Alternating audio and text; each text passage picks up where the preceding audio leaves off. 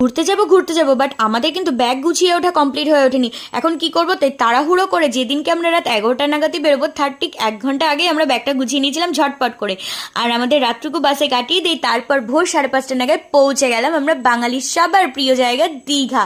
তো দেখো চারিদিকের পরিবেশটা এত ভালো লাগছিল, সেই বড় বড় ঢেউ আসছিল আর সাথে হাওয়া, পুরো মনটা একদম জুড়িয়ে গেল, মনে হচ্ছিল যেন এখানেই সারাটা দিন থেকে যাই। কিন্তু কি করবো, আগে তো আমাদের একটু ফ্রেশ হওয়া দরকার, চাটাও খেতে হবে, যেহেতু আমরা সারাটা রাত বাসের মধ্যে কাটিয়ে দিয়েছিলাম।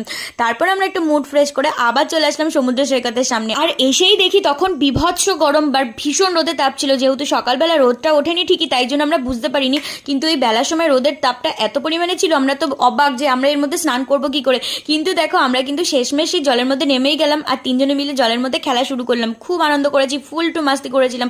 তারপরে আমরা পাড়ে উঠে একটু গোলা খেয়ে নিয়েছিলাম, কারণ আর রোদের মধ্যে ভালো লাগছিল না। গোলা টোলা খেয়ে তারপরে আমরা হোটেলের দিকে চলে গেছিলাম। তো চলো টাটা।